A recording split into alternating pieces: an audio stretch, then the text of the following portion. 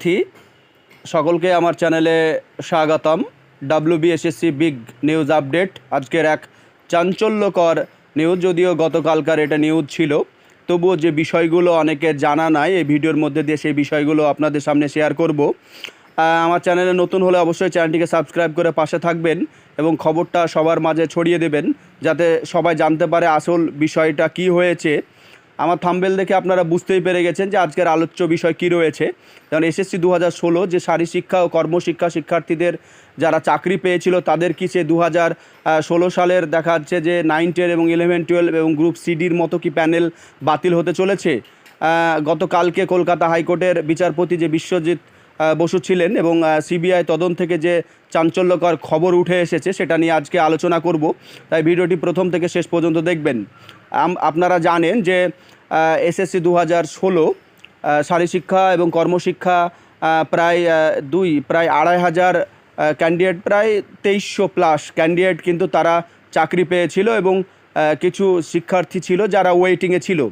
এবং এই ওয়েটিং যারা ছিল যে সমস্ত শিক্ষার্থী, তাদের জন্য কিন্তু পরবর্তীতে দেখা যাচ্ছে পর্ষদ থেকে সুপার নিউমেরিক পোস্ট ক্রিয়েট করা হয়, কিন্তু তার এই সুপার নিউমেরিক পোস্ট যখন ক্রিয়েট করা হয় তখন সেটাতে স্টে চলে আসে। এইভাবে পরে হিয়ারিংয়ের পর হিয়ারিং চলতেই থাকে।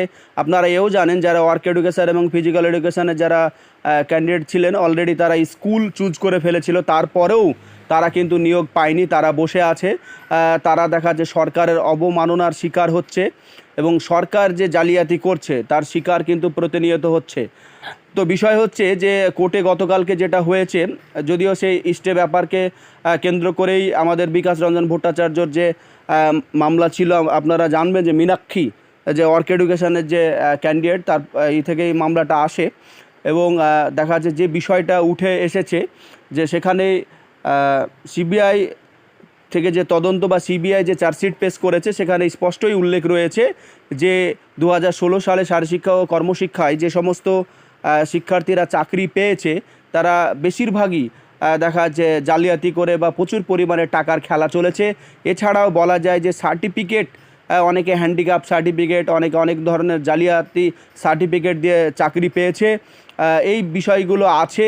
তো CBI কাছে বিশ্বজিৎ আমাদের বিচারপতি যিনি ছিলেন কলকাতা হাইকোর্টে, যার এজলাসে ছিল কেসটা, বিচারপতি বিশ্বজিৎ বসু, তিনি স্পষ্টই উল্লেখ করেছেন, যদি আপনারা এই বিষয়টা জানেন, আপনাদের কাছে সমস্ত তথ্য আছে, অবশ্যই আপনারা প্রমাণ করতে অসুবিধা হবে না যে সেখানে প্রচুর পরিমাণে টাকার খেলা রয়েছে।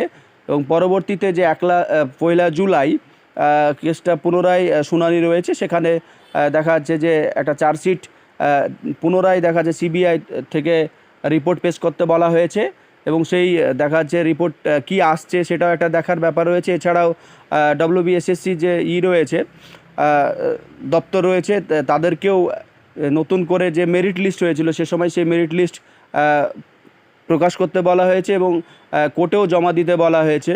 তবে এখন যেটা বোঝা যাচ্ছে পুরো ব্যাপারটা আবার জল ঘোলা হতে চলেছে। তবে SSC 2016 সালে যারা কর্মশিক্ষা এবং শারীরশিক্ষায় চাকরি করছেন তাদের দেখা যে প্যানেল হয়তো বাতিল হয়ে যেতে পারে।